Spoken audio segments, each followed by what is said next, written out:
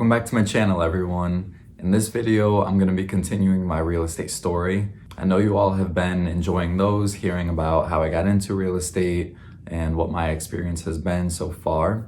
At this point in the story, which is about 4.5 years ago, is when I decided to leave commercial real estate sales to get into property management. Like I told you before, my partner and I, we bought a 48-unit apartment building in Columbus, Ohio by raising money.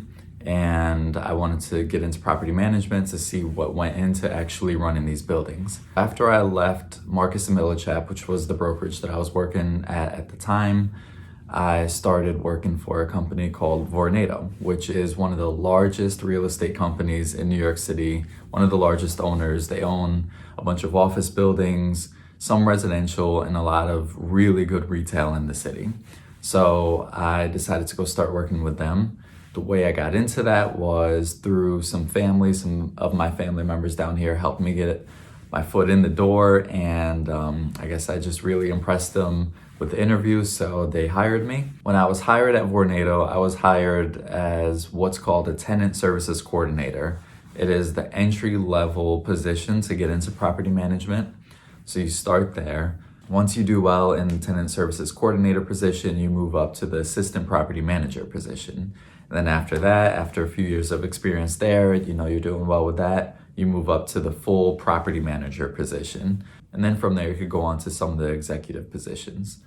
So I started as a tenant services coordinator. Well, not even a full-blown tenant services coordinator. What they do is they start you off as a floating tenant services coordinator, which means that you don't have a set building that you're helping manage. You're helping manage the whole portfolio wherever they need you. You're more of a fill-in and a trainee. So that's how I started with that, which was okay with me. I loved it because I was able to experience different buildings. A lot of these buildings, they ranged from like 250,000, 500,000 to 1 million square feet. So it was really cool to be able to travel to the different ones and see the ins and outs of actually managing these buildings. The first building that I was placed at was a building on Park Avenue. It was 41 stories and about 1 million square feet. They placed me there with someone who actually had their position there as a tenant services coordinator, and I was training under that person. After I pretty much had this down, I started moving around, so I wasn't just stuck at the Park Avenue building all day, every day. Started moving to some of the other buildings that Vornado has, which a lot of them are in Midtown Manhattan, really prime areas, really prime offices. So it was really nice to see all of their different product and see how different property managers ran their buildings differently, how the different teams managed the buildings differently. And I just got to meet so many different people in the company. That was one of my favorite things. I liked the networking aspect of it. Sometimes in other buildings, I had to focus more on one thing more than I did in other buildings. But, in general, it was all the same stuff from building to building. After a few months of floating around to different buildings, I was placed in one specific building, which is actually the headquarter building for Vornado, which was on 7th Ave, right by Central Park. Half of my week was spent in the building office for that building, and the other half was spent in the same building, but in a different department, which oversaw and managed all of the retail property that Vornado owns. The reason I had to split my time was because that building was very busy, had a lot of construction going on, and the management staff there, they needed some additional help. Then after a couple of months of splitting my time between the departments, I was placed permanently in the retail division. During my time in that department is where I really started to grow more. I started not only doing the tasks that I told you guys about, that typical tenant services coordinators do, I started doing some of the assistant property manager work. For instance, running the arrears report every month. Every month after a few days, we ran a report showing all of the tenants who still didn't pay rent. That's what an arrears report is. Anyone who's behind on rent, we ran that report. What was cool to me was that the tenants, they were very well-known brands. There was Gucci, Topshop, Nike, the Disney store, Swatch, like all these different brands. and I got to see how much they were paying in rent every month in different locations in Manhattan. So I got to learn, where retail rent stood in certain neighborhoods in the city. So that was really nice.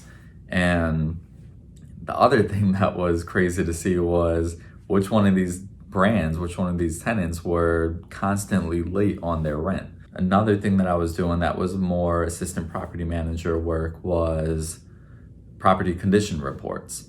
And this was really nice. This was probably my favorite because it got me away from my desk, out of the building. And what I had to do was go with the chief engineer to the different retail properties. What the property inspection report showed was the capital improvements that we were going to have to make on the different retail properties that we owned. They would include things like the roof, the facade. We'd look at all the mechanicals in the building, whether it was the boilers, the different HVAC systems, everything that an engineer would look at for the building, we would go and inspect and mark down what needed to be done and what was in good condition and that we could leave alone. The other thing that I did when going out to visit the retail properties that we owned was just checking on some of the construction work that was going on. And some of them we had tenant build outs that were happening. Some of them were capital improvement work that we had happening, and just different things like that. So that was nice to get out of the office and go to the areas like Soho, where we had probably the bulk of the retail properties, Union Square, where we had one big property there, and just all throughout the city. It was really cool to see that stuff. One other thing that I was doing that was more assistant property manager work than tenant services coordinator work was dealing with the violations. For those of you who aren't familiar with violations on buildings, in New York City, we have the Department of Buildings, and they have inspectors who go out and they inspect buildings. Anything that is out of line, they write up a violation, they put it on your building, they put it into the system, and a lot of times they have fines on them that you have to pay. My job was to take all the supporting documents showing that we did everything to clear the violation. If it was construction, it was showing pictures that we fixed whatever it was that we got the violation for. If it was an obstruction, it was a picture showing that the obstruction is moved. Whatever proof we needed, I was responsible for taking that proof along with the supporting documents down to the Department of Buildings to log that in, bring the check, pay the fine, and get it cleared out in the system. Sounds like a simple process, but a lot can go into clearing violations. And once you actually go down to the DOB, you could be there all day because there are so many people dealing with violations on the buildings that are in New York City. That was beneficial for me to do though, because later on, once I moved up in higher positions in property management, I was in charge of this. So having this experience already, it helped. But it also helped me once I got back into the commercial sales side of it, because then I knew what owners had to go through to clear their violations on their buildings. And at times I was able to actually consult and let building owners know what they had to do to clear out certain violations. Speaking of commercial sales, I decided after about 6 months of working at Vornado that I actually missed that side of the business. It was perfect timing because the broker that I worked under at Marcus & Millichap the first time, he reached out to me because he also left Marcus & Millichap and decided to start his own commercial real estate business. And part of that business was property management. He saw that I was in property management working at Vornado, which, like I told you guys, is one of the largest landlords in New York City. And he wanted to meet up to just pick my brain and get any advice to help him with his business. When we met up, I told him I also missed the sales part of it. So let's partner up that way. I'll help you with the property management side and you help me get back into the sales side of it. So he agreed. I parked my license under him while I was still at Vornado, and I was back in business. Now everything was much different. Now I'm responsible for bringing in all deals to work on. I didn't have someone who was really good in the industry bringing in deals and putting me on listings. But that was okay because I had my salary from Vornado, and on the side, I figured I could build my business and build relationships with building owners, continue some of those relationships that I started when I was at Marcus & Millichap the first time. Now, my first listing on my own actually came as a referral from someone who also used to work at Marcus & Millichap. He was a mortgage broker there. He did a deal with someone.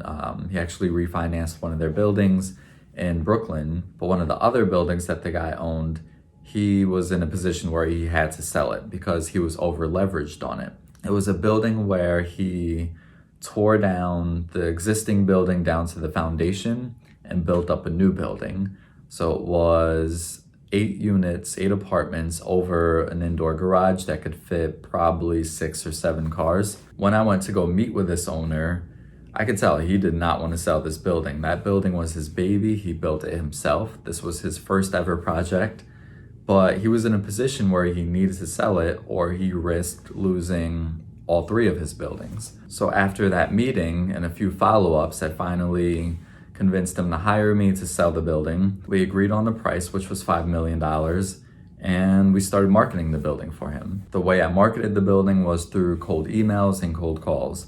I put together marketing materials like I was doing for the team at Marcus & Millichap, but this time it was for myself. I put those marketing materials together and I emailed it out and I called people about it. This was pretty tough to do while I was working at Vornado. I was using the time that I had before having to get into the office because the time that I actually started at Vornado was 9:30, which is pretty late. So before then I had time to do a little work. I also used my lunches if I had to go show buildings, and I would go after work if I had to go show buildings or do more work. Now, I remember my first showing when I went to go see the building. This was my first time getting into the apartments because the landlord, when I signed, he didn't want to bug the tenants.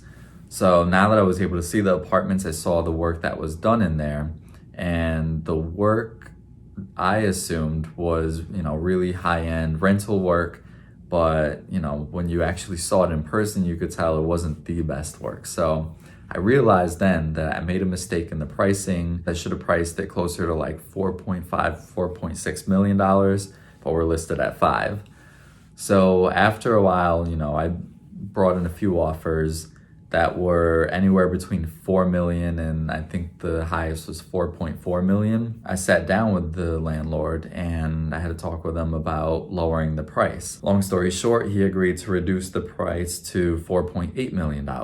So we knocked $200,000 off the price, which would attract more interest because most of the time when buyers or potential buyers see a listing that's priced too high, they automatically think that seller isn't real and they're just trying to get a high price on their property. So in order not to waste time, they won't reach out to the broker or submit offers. So dropping the price down another couple $100,000, it would actually show people this seller, he actually might be serious. Maybe you should take another look and submit an offer. So I did that. I started marketing it at the new price.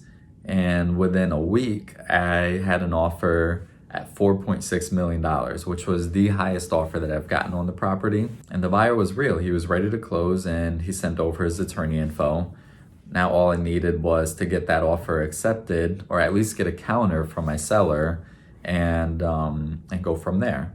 So when I presented it to the seller, that's where the red flag started, because I knew that that was a good offer. He knew that it was a good offer, but he wouldn't give me an answer on it. I knew that the reason he wouldn't give me an answer on it was because he didn't want to sell the building. So since I wasn't getting an answer from the seller, I had to try to keep the buyer on the hook just in case the seller decided to come around and actually accept the offer. And I just kept the buyer updated, just letting them know the seller just needs a little more time to think about it. He's really trying to get a little closer to his asking price, but just give me a few more days. After a couple of weeks, the seller finally got back to me and told me he no longer wanted to sell the building and that he found a way to keep the building and dig himself out of that situation that he was in. So that listing was gone. I lost the buyer, of course, and I was back to square one with no listings. But then later that year in the summertime, I actually met up with an old colleague of mine who worked on the same team as me at Marcus & Millichap. He had also left as well and got into acquisitions where he was helping an owner find deals to buy. When we sat for lunch, I told him, while you're going through your cold calls and looking for deals, if there's any owner who would entertain offers, but it's a deal that isn't for you, let me know and I can go in for the listing and I would give you a like a finder's fee or some kind of a referral fee. He agreed to that, and that is actually how I got my second listing. It was another building in Brooklyn that had 6 apartments, all free market apartments, so there was no rent regulation on it. When we went and met with the owner, he gave us a tour of the building, and the building was in really good condition. This owner took such good care of this building, is crazy. Like, he went above and beyond everywhere. New roof, new facade, finished basement, marbled throughout the building. Even the stairway leading up to the roof had marble. Nice security system all over. The boiler room downstairs was immaculate. It was so clean. It's crazy how good of a job this guy did on this building. And I felt good about our pricing after seeing the building and seeing where the upside in the rents were. So after the tour, we all went and sat in the backyard, and he told us his situation, how he got an unsolicited offer that was somewhere in the mid-2s. We priced it in the high 2s and decided that we would bring the listing out at $3 million. The seller agreed with that number, but at first he didn't want to sign the exclusive agreement to hire me. But after going through the whole process of everything I would do for him if he hired me, and just talking about the benefits of hiring an agent to represent you in the process, he decided it was a good idea. We agreed on the commission, the term of the agreement, and everything else, and he signed it. So now I have my second listing while doing commercial sales on my own. You know, I was really excited to be able to have something new to market, and I thought it was a really good deal. So similar to the way I started marketing the other building, I started marketing this one through cold calls and through cold emails, and even calling some of the people who I spoke to about the other Brooklyn deal. I called them about this one. After about a week of marketing this one, we got an offer in writing, all cash, at $2.9 million. And I was so excited about this because we're $100,000 off the asking price, and it was higher than what the seller received on his own. So I presented the offer. I was really excited about it. The owner, he wasn't too happy about it because he wanted to get closer to the asking price. He wanted that full $3 million.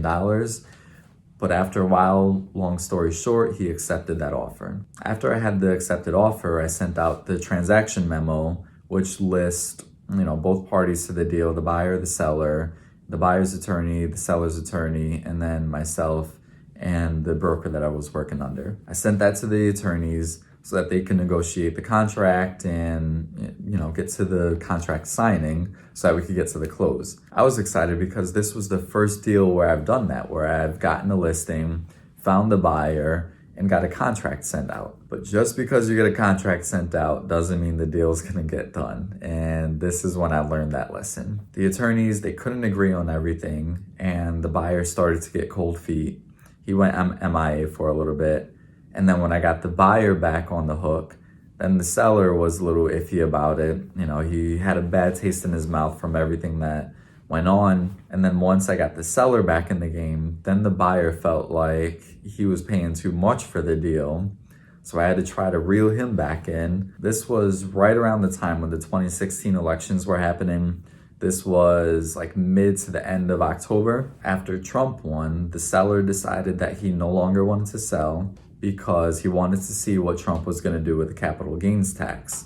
He was talking about lowering it, and this would help my seller because he wasn't going to do a 1031 where he would take the proceeds and put it into something else to defer his taxes. Instead, he was just going to pay the taxes, which would be around 40%, and, take the rest.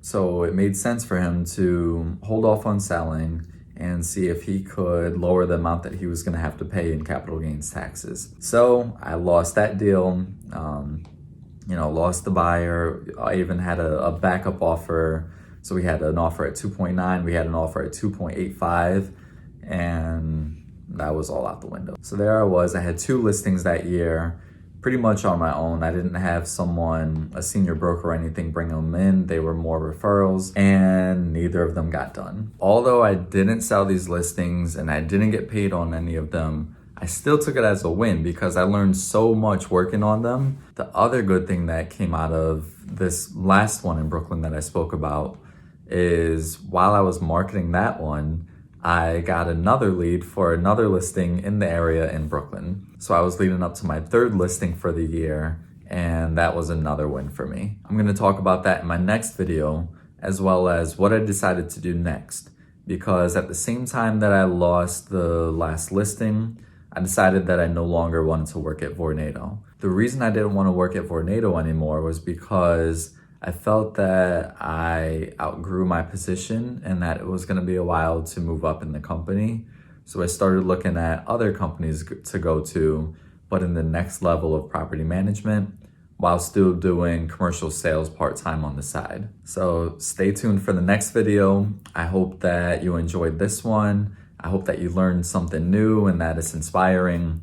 Again, like I've been saying in my other videos, I'm doing these because I want to inspire and motivate as many people as I can. So please like, comment, and share this video. Share it with others who want to get into real estate, or others who just want to start a new career, or even want to start a totally different business. Send it to everyone, share it to your page. I'll continue to make these videos, and I hope that you continue to follow along with me. I'll see you in the next one.